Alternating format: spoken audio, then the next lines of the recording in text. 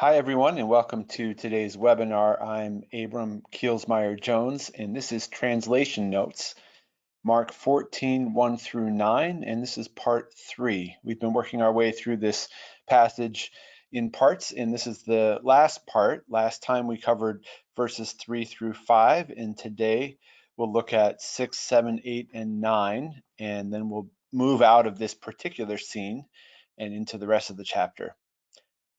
The goal of this particular series, Translation Notes, is to translate the Greek text into English, thinking through the lexical and grammatical questions that come up. So questions of word meaning, maybe word choice even, and then the grammar. What kind of a parsing am I looking at? Why is this word here? How is it working together with the other words? Those are the questions that we focus on.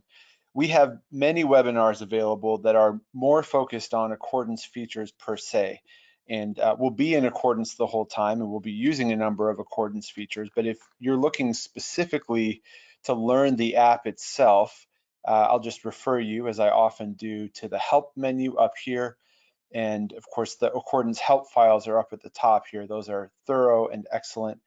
You can also go to the webinars here and find a list of lots of recorded webinars. Those focus on lots of things, but there's lots of feature-based webinars that you can find there. Today, our focus, as I mentioned, is translation.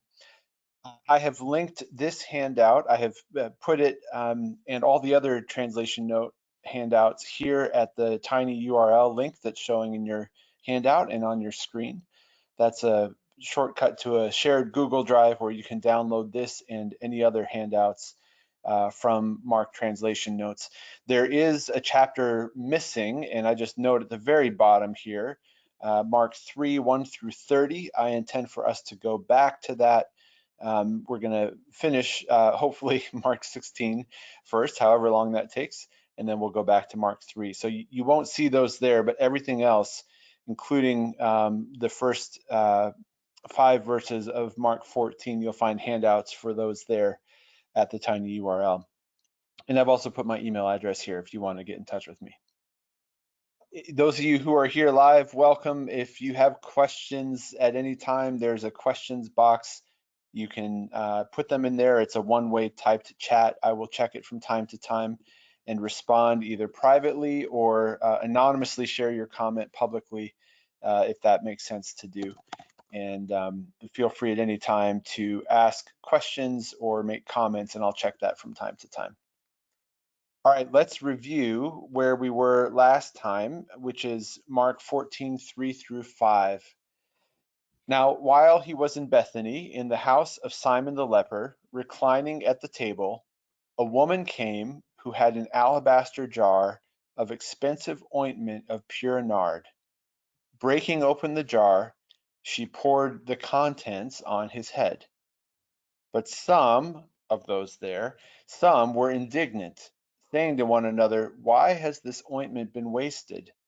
For this ointment could have been sold for more than 300 coins and the proceeds given to the poor." And they rebuked her.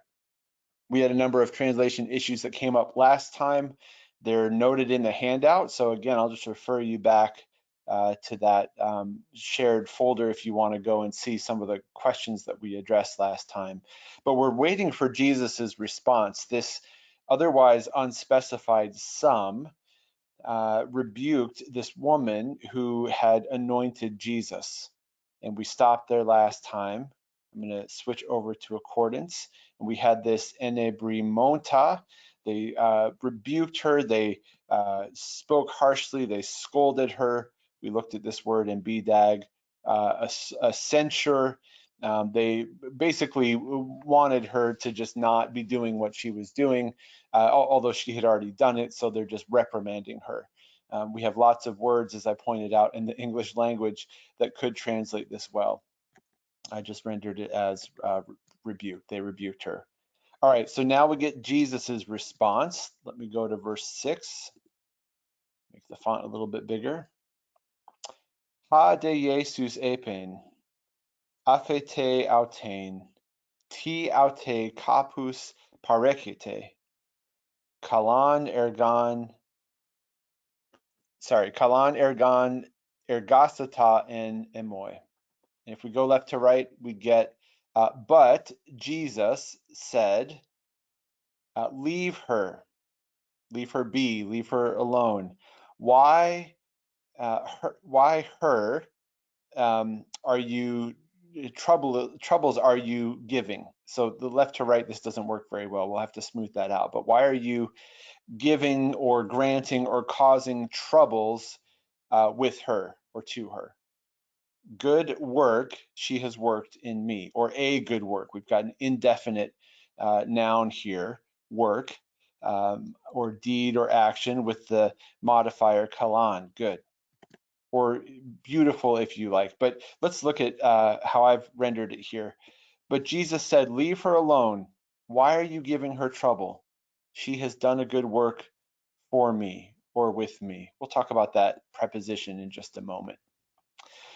So the question was, how's Jesus going to respond to their rebuke? Well, we get it with this post-positive de, this word that can mean, well, you've got a very lengthy article in BDAG, but you see here it's a marker, it's a connective marker, and it can mean, well, now, then, and so, but it can also be a marker of contrast, meaning but, or on the other hand, and the context makes that pretty clear that de should be translated as but, because they're rebuking her, but Jesus is kind of rebuking them back or telling them to stop. So that contrasts with the rebuke. If Jesus, of course, he didn't do this, but if Jesus were to also rebuke her, or if Jesus were to affirm them and we had de, we'd translate that as and, because there would be a kind of logical continuation.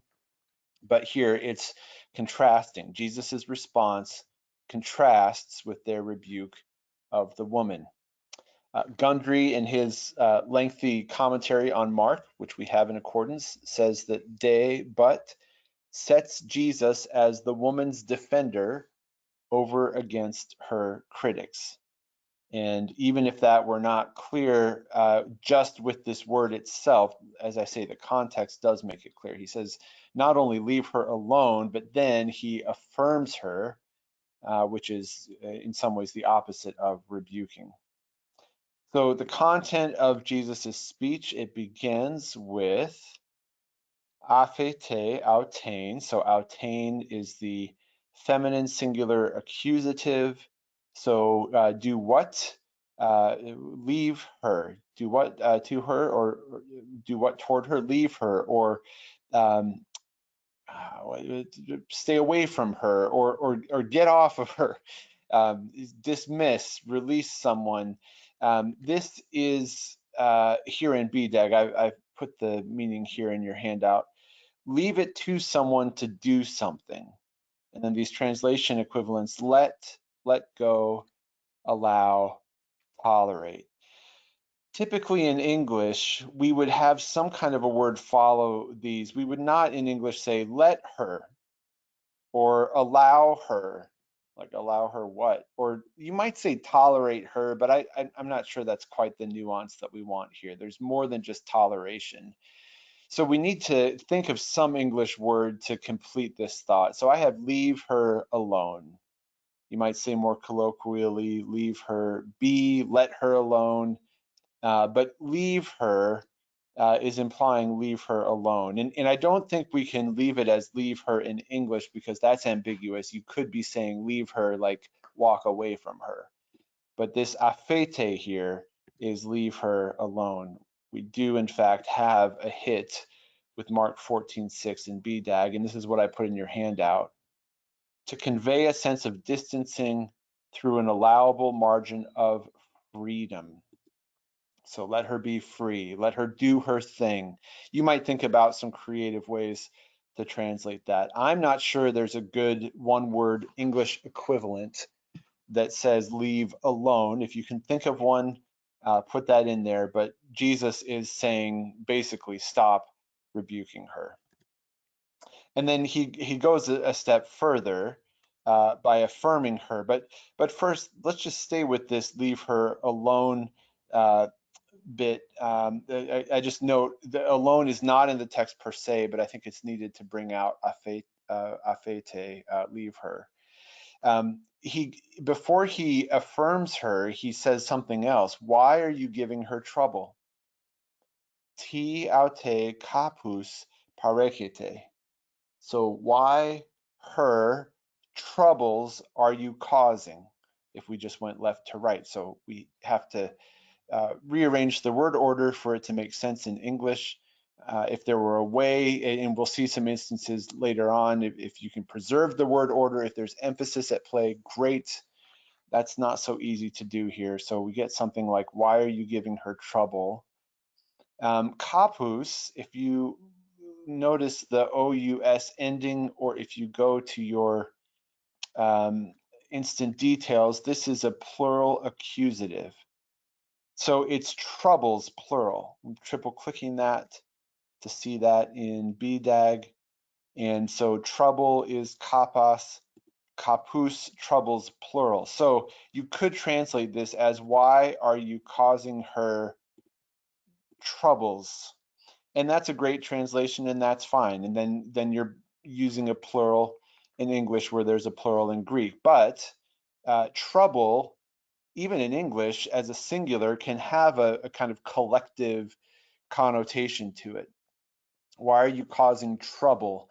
If we talk about somebody who's causing trouble, we're likely referring to, or could be referring to, a number of things that they're doing. They're causing trouble by doing this, that, and the other. So in translation, that's why are you giving her trouble is singular, but it's collective because this is plural, but I think it's used collectively. Why are you giving her grief? You might even take this opportunity just to get curious and see, how do other translations render this? I'm going to live click verse lookup so that I can click on verse 6 and see, why are you bothering her? Why do you make trouble for her? I suppose you could say, why do you make troubles for her? But that doesn't quite work in English. Why are you bothering her? Why are you giving her trouble, causing her trouble? So you'll see almost to a translation trouble as singular. So this plural is understood collectively. Why are you causing her trouble? And note too that causing trouble, I mean, there's even this, it's not quite an idiom, but bothering is a great translation for kapus parekete. Why are you causing trouble? Well, we have a single word for that in English. So you see some translations will render this as bothering her. The NRSV kind of splits the difference. Why do you trouble her? So you've got some options here to think through as you make a translation. Why are you giving her trouble? So we get this twofold. First, leave her alone. And then second, why are you giving her trouble? Jesus does not appear to be expecting an answer. This appears to be a rhetorical question. And in fact, he reinforces the fact that they should not be giving her trouble. So it's almost insignificant why they are, because she has done a good work with or for me. Kalan, ergon, ergasata, and emoi. We get the repetition of the root here. So we've got the ergon root here. She has worked a good work in me or for me. She has done a good work would be a good translation as well. Let's talk briefly about that pronoun, and then we'll move on from this verse, or stop to see if you've got questions or comments. N with Mark 14:6 is in BDAG. This is a feature I'll just go over again to make sure you've got it set up. You triple click on a word, it will go to your default lexicon, even if it's not open. So 1, 2, 3. That, of course, is in settings or preferences if you're on Windows, and you can change under amplify what your Greek triple click default is. So I've got it as BDAG. The setting that you want to also have selected if you want to see relevant verses is this first one here, include reference when amplifying from text to tool. That's checked. So what's going to happen now is when I click on a word, if BDAG or my default lexicon has that verse listed as an example, it adds that second search field and it searches the entry and then it searches the scripture. So I'm searching not only end, but I'm looking for Mark 14:6 in it, which is great, especially with the preposition as common as end. I might not expect to see a given verse listed there just because it's used so many times. So you're seeing N in bold and red. You're not seeing Mark 14:6. So you can scroll down until you see bold and red, or you can just advance by clicking the hit arrow, which will take you all the way down to meaning number 8. N as a marker denoting the object to which something happens or in which something shows itself or by which something is recognized. And then these translation equivalents in italics, to, by, in connection with. I think a one-word way of describing all of this would be regarding. So she has done a good work regarding me. That's not really how we would talk in direct speech. So either with or for would work here. But I think what Jesus is saying, I mean, if you want to communicate it with precision, I think it's she has done a good work as pertains to me, or regarding me, or in the realm of me. But if we can find a good one word equivalent, that's great. She has done a good work with me, I think is the best way I can think of to do that. You could say for me, although that's got a slightly different nuance. That's a little bit different from just regarding. It's sort of like on Jesus's behalf. She did it for his, for his sake, for his edification, for his praise, something like that. And that may also be true. So I think for that, I would just go back through the passage and think through and read through what is she really doing? How is she thinking about it? And that might help me make a good final decision here. But BDAG gives us this idea of regarding. So she has done a good work around me or with me. With can be a pretty multivalent word even in English. So I think with carries that idea of regarding or pertaining to me. So that's a lot in one preposition, but we want to look at it, and thankfully BDAG has Mark 14:6 listed there. So again, just to look at this verse, but Jesus said, "Leave her alone. Why are you giving her trouble? She has done a good work with me or for me."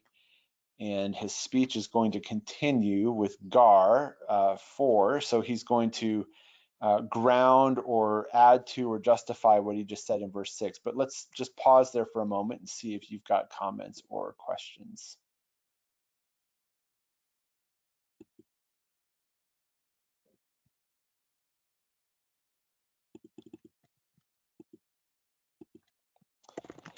Here's a comment. Somebody says, for afete autain, permit it slash her.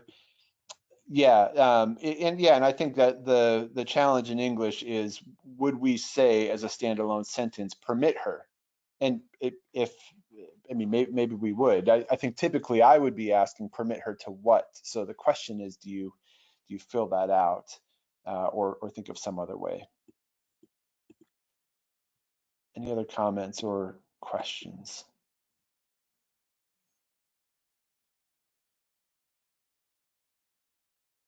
One thing just to think about, this is more for further exploration.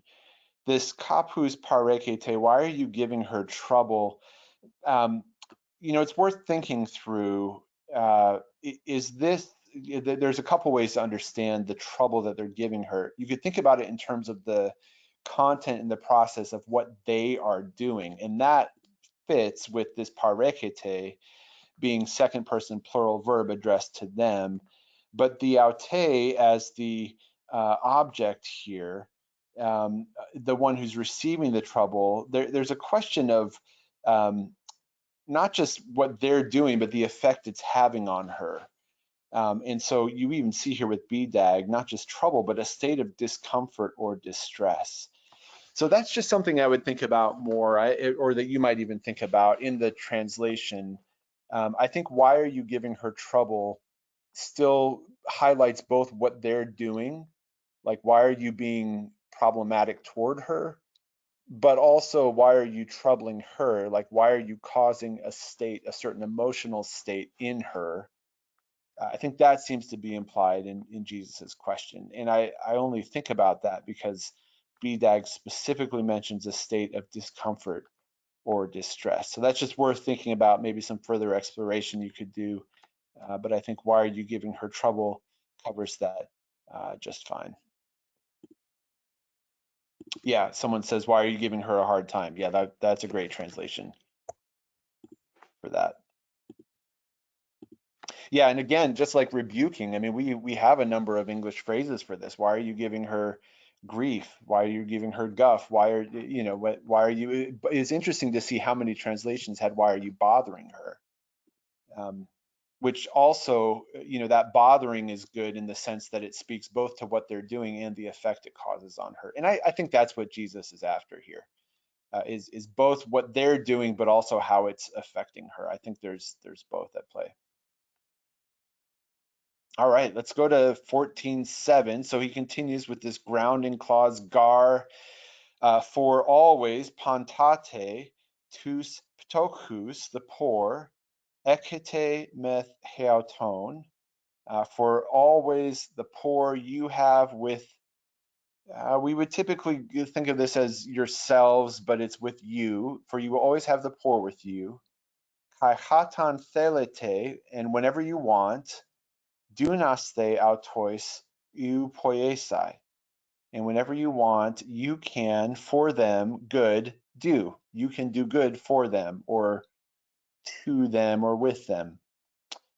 Eme de u pantate ekete, but me not always you will have. But me you will not always have. And I put these two pantate phrases here. I just kind of lined them up so we could see how they're parallel and how they're not parallel. The basic uh, parallelism here is pantate ekete, always have. And one way to render this is, for the poor you will always have with you, and whenever you want, you can do good for them, but me you will not always have. Or you will always have the poor, but you will not always have me. There are different ways you could think about how to do this word order. And I think this gets a little bit challenging, because even as I look at this, but me, you do not always have, there is this note in the NET that me and may is in emphatic position. It's the first word in the clause, even before pantate. Notice here, we had pantate first, but here it's even before that. So my thought is, well, it says you could convey that emphasis with an exclamation point. I wonder, could you front it in English too? This is what it looks like if you do, but me, you do not always have. And maybe that doesn't work. Me, comma, you do not always have might visually look better, but that might also just grate on you as you look at it, in which case maybe you can't front the me. So this is the kind of decision we're always making in translation, as we see that we want to preserve things like emphasis as shown in word order in Greek, but English being a different language, and this would be true if we were translating into Spanish or French or German or something else, we may not be able to pull that off. So I offer this provisionally, and just for us to see this eme here at the beginning. But here's this, do note the parallelism, pantate ekete u pantate ekete. So you will always have, or you do always have the poor. Me, you don't always have, or will not always have. And again, the NET notes that in may as emphatic, and this is what it looks like if you line up those two clauses. They sure sound parallel, but they don't really look all that parallel. I mean, they are parallel, but in terms of the grammar of them, this in may gets fronted here, and I think that's for emphasis. In other words, you don't get pantote gartus ptokus, u pantote de me, which you might expect for a stricter parallelism. So I think the breaking of that parallelism is for emphasis. I find this convincing. And the question is, can I bring that out in translation in a way that works? I'll leave it for you to decide if this works. You may find a more elegant way to do it, or you may do what other translations do, which is you always have the poor with you, but you won't always have me, which is almost like opposite word order. Me is fronted in Greek, and here it's at the end of the sentence. But a lot of translations do that because it's more readable. But notice even here, the New King James, you have the poor with you always, and whenever you wish, you may do them good. But me, you do not have always. So they tried to do the same thing I was doing there by bringing that emphasis out.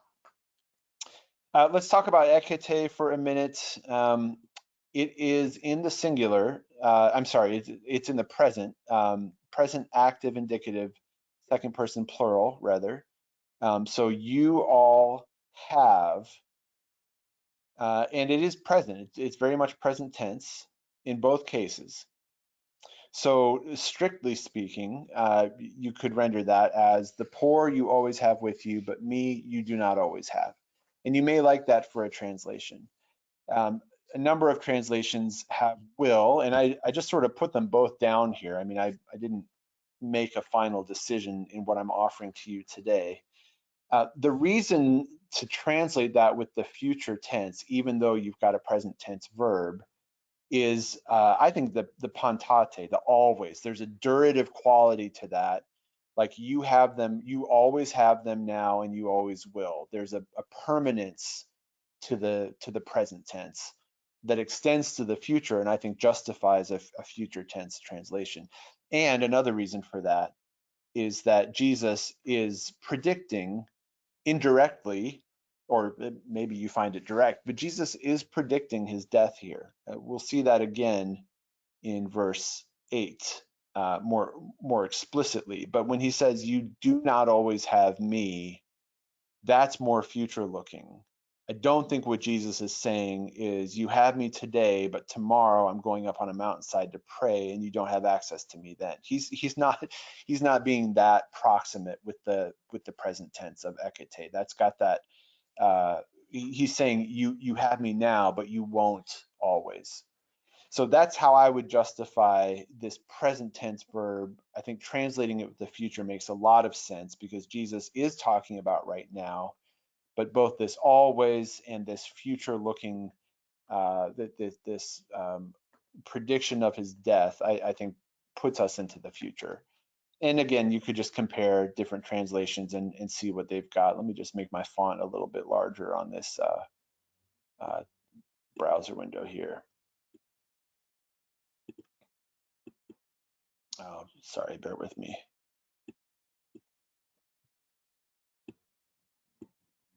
Let's see, well, actually, let's just go to modern text here.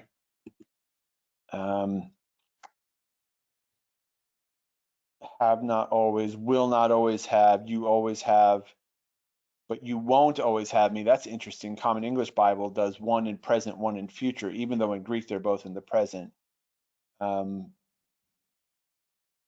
ESV, you always have, but you will not always have me. So that's interesting. Now, you may say, however I'm going to do it, I want to show that it's the same Greek verb with the same tense in Greek both times. So I'm going to do present and present, or future and future, but not present and future. But interestingly, a number of translations do present and future. I don't think that's a huge deal. I think that's very faithful to the meaning of it. But I think if you're going to go future with "you will not always have me," you might as well do it with the first one as well. So then your translation would be, you'd have a couple decisions to make. One is word order, and can you front me successfully in a way that makes sense? And then the other decision here is whether you translate this with present or future. There's a question of meaning here, which will come up not in translation per se, but probably anytime you're talking to anybody about this text or thinking about it yourself. Which is, is this an anti-do good for the poor verse? And I think you'll find a pretty overwhelming witness in your commentaries of people saying, no, it's not that. In fact, Evans in Word Biblical Commentary and some others note that Jesus's words, "You will always have the poor with you," allude to Deuteronomy 15:11. Now, the wording is a little different. The poor will never cease out of the land. That's not always have with you, but there is enough of a connection there in the content that Evans classifies that as an allusion. So he's not citing it or quoting it, but I think the idea is that a literate audience, a biblically literate audience would pick up on that. So Deuteronomy 15:11, for the poor will never cease out of the land. All right, so what's next? Therefore I command you, you shall open wide your hand to your brother, to the needy, and to the poor in the land. So in Deuteronomy 15:11, you will always have the poor, therefore be ready to always give to them. And so it's possible that the rest of that verse, maybe Jesus is kind of implying that he's not quoting or not alluding to the whole thing, but he's alluding to some of it. That's a point of interpretation. But at any rate, what Strauss is saying, what Strauss says in his commentary, Jesus's point is you can and should help the poor anytime at all. You can do good for them. So there's not just you always have the poor, but whenever you want to, you can do good for them. There's an implied you should do good for them. Again, that's a point of interpretation, but I agree with that. But you don't always have me. And so what Strauss is saying is there's something more important at work here, at least in this moment, both in Mark 14:7, but also in this moment in the life of Jesus and in the gospel narrative as it progresses. I don't remember which commentary, but somebody compared this to the Mary and Martha story, where it's not like it's a bad thing to do works of service, but that she has chosen what is better in this moment, which is to sit at my feet, and especially when works of service exclude or overlook Jesus, that's where it gets to be a real issue. So that comes from that other passage, but I think that kind of meaning is at play here. And you'll see commentaries say a very similar thing, that this is not an anti-do good for the poor passage. In fact, it is affirming what was already in Deuteronomy about the poor are always with you, therefore do good for them. But don't lose focus on me, and I'm here right now, and let's center on this. And that MA as fronted there, I think, points again to the focus on Jesus, that emphasis there. This would be worth looking not only in your commentaries, but what would be excellent set of commentaries on this passage would be the parallel passages. I don't know if you want to think of them as commentaries or not, but you will get some maybe some variations here in these other passages. In fact, we get a name in John, Martha and Mary, in fact, as it turns out in John. We don't get a name in Mark, but you could look at that to see what those have to say. Also check your commentaries for that. But that question of meaning, I think, comes up because at first blush that Jesus saying, you always have the poor, but you don't always have me. I think it is at least theoretically possible a person could hear that and say, what is Jesus saying? Don't care about the poor, only care about me, as if they're two totally separate things. He's saying, prioritize me right now, right here in this moment, look to me, and still serve the poor. But there's a passage, well, it's even in this passage, this thing about the proceeds given to the poor. I think Jesus is also hearkening back to that, where they're talking about giving the money to the poor. And I raised the point last time that we don't know whether their intentions are good or not. My hunch is that it's not. They're indignant, but I could be wrong, and I just don't know. Maybe they really do want to give to the poor, and Jesus is saying, well, you have plenty of opportunity to give to the poor. These 300 coins, these 300 denarii, this $50,000, whatever today's equivalent would be, a year's wages or so. You have plenty of opportunity to do that. Right now, I am being anointed for my burial, which is what he's going to go on to say. So I think this verse, you really can't, just in terms of interpretation, you can't understand it in isolation. It needs this context, that it's a rejoinder to this statement about you should have sold this money, given it to the poor. And then also this next verse, which we'll go to now, verse 8, where Jesus goes on to talk about his burial. That's the focus here in Mark. And in fact, that's where we're headed as the gospel progresses. What comments or questions do you have about verse 7?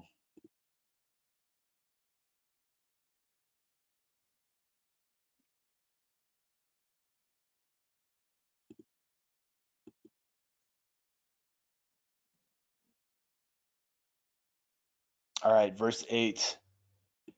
Jesus continues, ha esken epoiesen. Let me go to accordance for this. Proelaben urisai tasomamu estan intafiasman. That which or what she had, she did.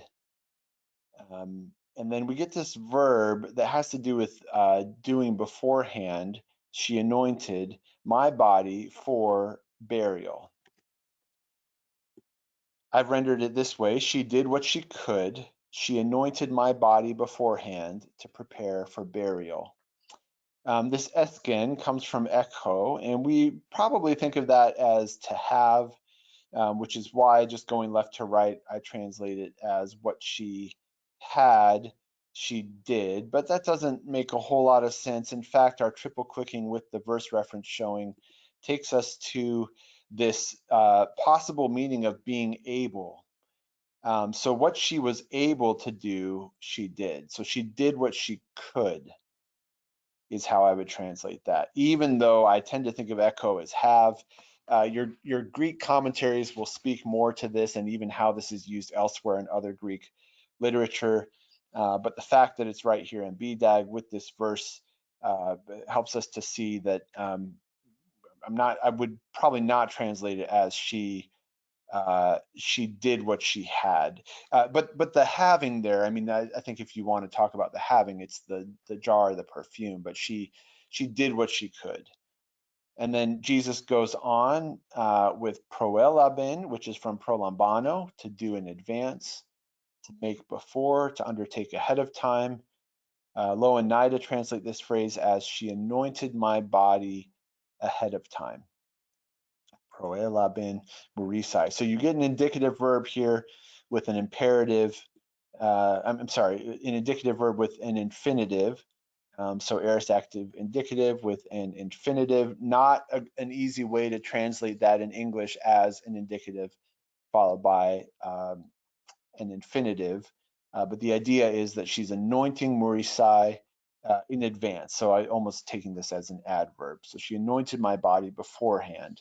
Why? Estan intafiasman, for burial, implied to prepare for burial, although that may already be included in beforehand. Tan intafiasman is from intafiasmas. We can see that here in BDAG. We can also right click and search for the lexeme. We'll see that in parallel John 12:7. If you back up a few letters and just add an asterisk, you'll see that you get some other, like John 19:40, we get this verbal form. Let me make this a little bit more legible. So they took the body of Jesus and bound it in linen wrappings with the spices, as is the burial custom of the Jews. So this idea of burial and a burial custom, you can look at the other uses here. You've got parallel passages otherwise. But she is, she's anointing my body ahead of time for burial. And again, that's going to be a prediction of Jesus's death and then burial, which is sort of the proof of death. So he's not explicitly saying, as he has before, the Son of Man must die and will rise again, but he is very much making that same prediction here, just with different wordings, and he's connecting it to this act that the woman is doing, and she's defending it, not just saying, you've got other opportunities to serve the poor, forget about the money, not just saying leave her alone, not just saying she has done a good work, but saying, in fact, what she is doing is an act of preparation for what is going to happen. That's what I've got on that verse. Let me know if you've got comments or questions on that.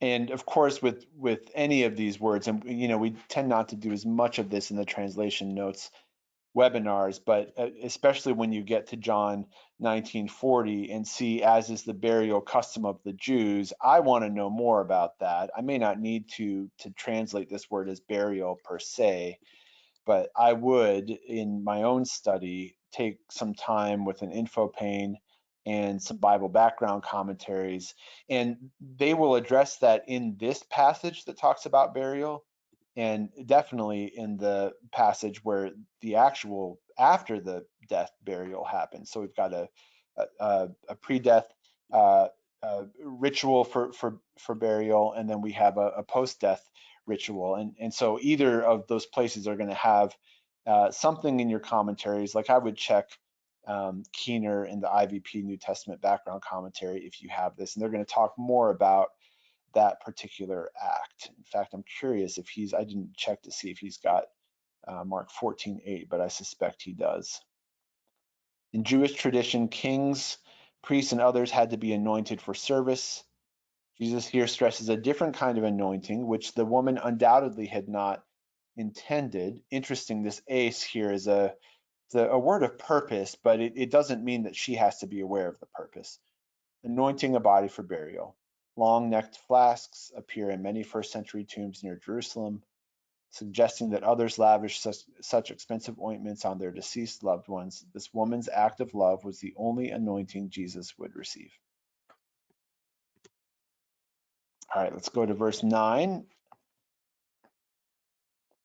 And this concludes this particular scene. Just to glance ahead, we're going to get to verse 10 with Judas Iscariot. So the scene with the woman concludes here. So we get a conclusion from Jesus.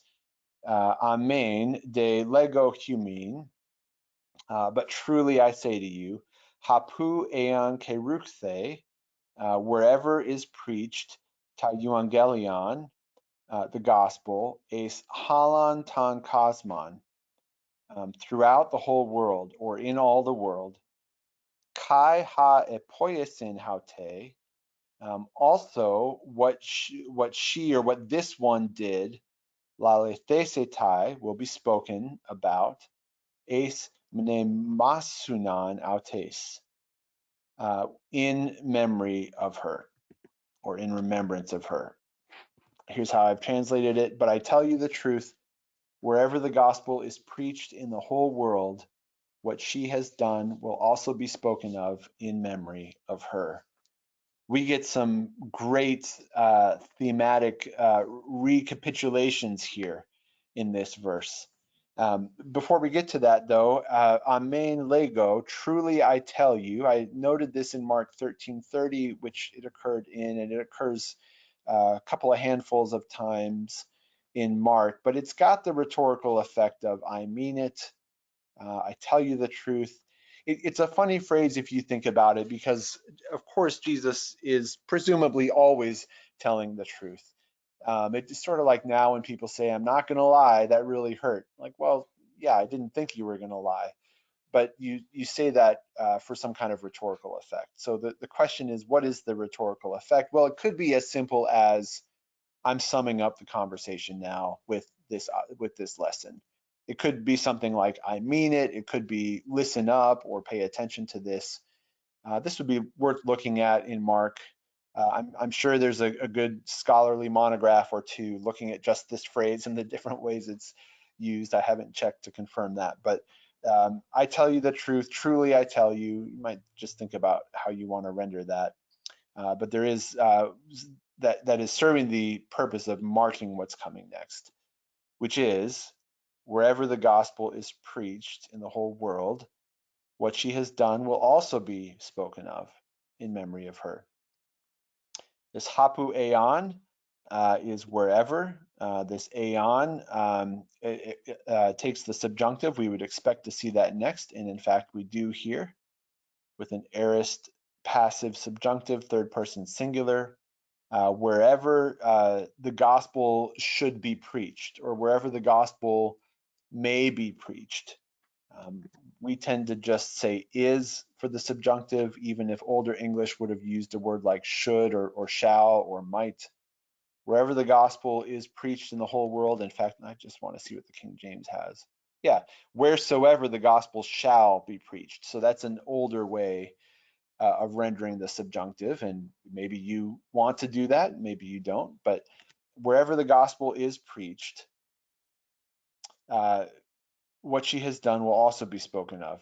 The gospel, ta euangelion, that should ring a bell for us, not just because it's maybe a well-known Greek word, but that takes us all the way back to Mark 1:1. Right click, search for lexeme, and let me close these other windows, and I'll just jump ahead to Mark here.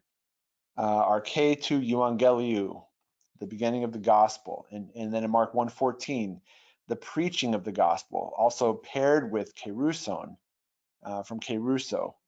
Jesus is preaching the gospel. So we get the gospel at the very beginning, and we get the preaching of the gospel also at the beginning. There are other uses of it throughout.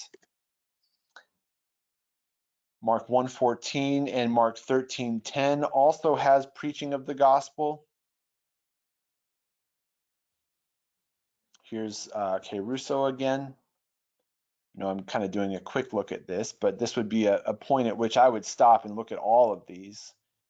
But I'd pay special attention not just to verses that have ta euangelion, but ones where there's also the preaching as well.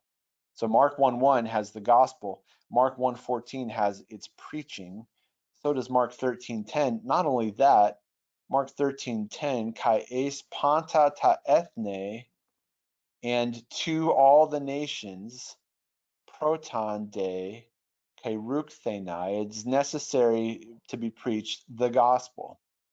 So you have this idea in Mark 13:10 that the gospel must be preached and is going to be preached to all nations. And we get some level of reaffirmation of that with the gospel being preached. It's not panta ta ethne, but it's halon ta kosmon, to all the world, saying very much the same thing, just with different wording.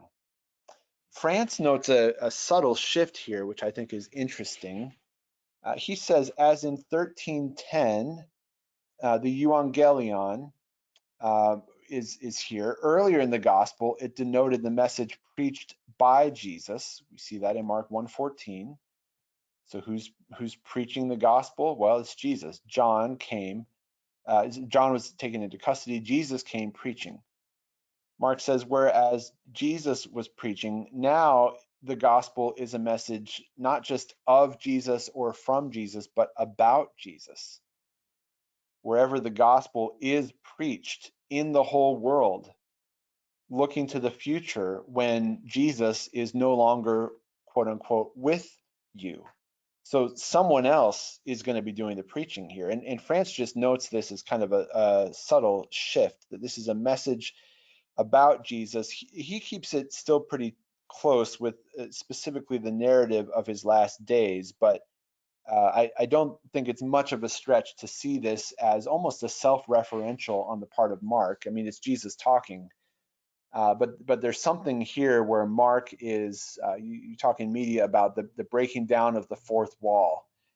It's like if you're watching a show and the characters are all talking to each other and you're in that world, but then all of a sudden they stop and look at the screen and say something to you, like an omniscient narrator or something like that. That's a breaking down of the fourth wall. And Mark's not doing that quite in the same way that he's done before, where he says, let the reader understand. So he does use that technique, but it's not that far off. There's I mean, the gospel is being preached in the whole world by Mark writing the gospel of Mark. And this woman, she will be spoken of. Well, she's very much being spoken of here in the writing of it, and she's very much being remembered here.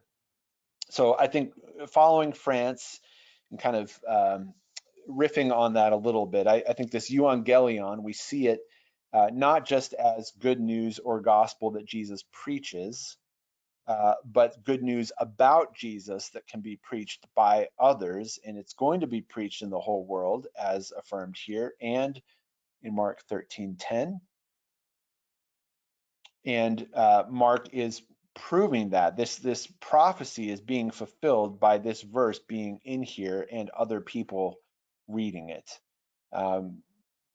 Sort of this breaking down of the fourth wall, because as I say, Mark is preaching the gospel and this story is being told about the woman right here. Even now in this webinar, in this moment, what Jesus is predicting, what Mark is recording here is happening, that this story is spoken of in memory of her. So I think that's really significant. And for translation, I found this mercifully to be one of the easier verses that we've had in a while to translate. I don't think there's a whole lot of challenge here necessarily. I mean, you want to always with Evangelion think about gospel or good news or how you want to render that, but pretty straightforward. But there's so much here in terms of the content and looking back at the rest of the book. Let me close with this observation. Strauss and France said this too, but it says significantly, it is not the woman's name, at least not in Mark's account, that will be remembered. Mark doesn't name the woman, but it's her act of devotion, ha epoiesin. And Jesus says, what is it that will be spoken of in memory of her? Her act of devotion, what she has done. We can see this in the grammar or the diagrams. Let me just open that. I'll wrap up with this. So if you've got questions or comments, feel free to post them.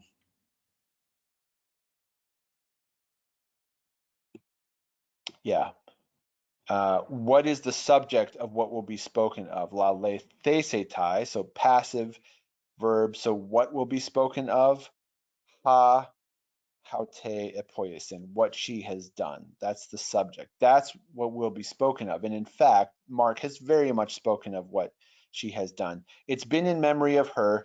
Yeah, maybe a little ironic or unexpected that a memory of someone that is going to be so universally, preached and spread that she's not named. Again, we have a name in some parallel accounts, but taking Mark on its own terms, there's maybe just something to note there. But Strauss reads that as well. It's not that it's about her name, not that she's unimportant, but it's her act of devotion, ha epoiesin. And you can see that again in the grammar if you look at the diagrams. That is what will be spoken of in memory of her. I'll stop there and see if you've got comments or questions. That takes us to the end of this particular part. And while you think about any last comments or questions that you may have, we get back to Judas. Now, I'm just going to preview this a little bit.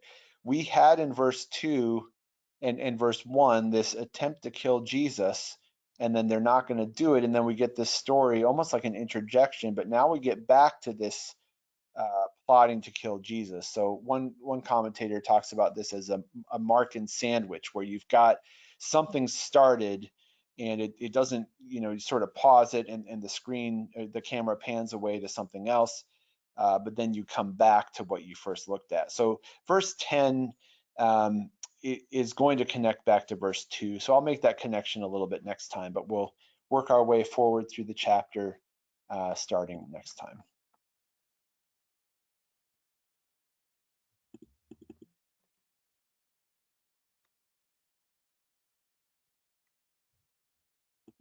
I'll share this comment in the chat. Someone says, not devotion, but clear understanding and action that Jesus would die and be resurrected, different from the 12 disciples.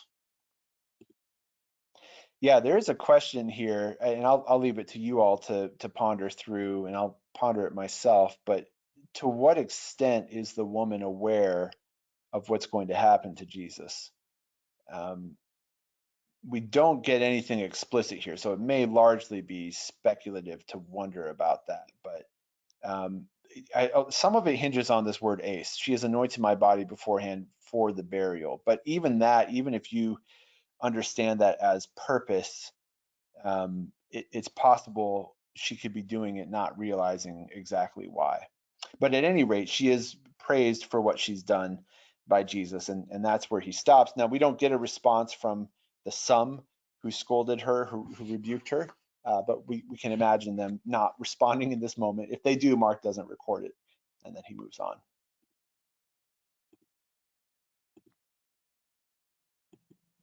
Any other final questions or comments? And we'll wrap up.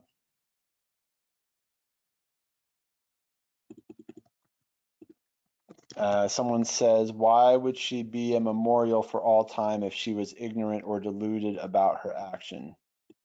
Well, I don't see any reason to think she would be deluded, but if she's not aware of the significance of it, I think there's uh, plenty of examples in scripture of folks not aware of the significance of what they're doing, but it still gets used in a way that has great meaning. So I think the question is, does the text uh, does the text give us an indication of her awareness? I don't think it does. You're free to disagree, of course, but I don't think that this ace purpose is a preposition alone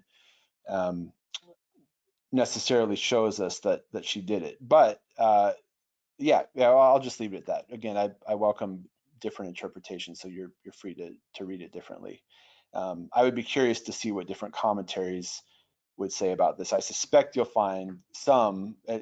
I found a number that said she didn't really realize what she was doing, and others that said she knew exactly what she was doing. And if that's the case, as you're pointing out, yeah, that would very much be in contrast to the disciples, the 12 rather, who seem to not have this message of Jesus's impending burial sink in.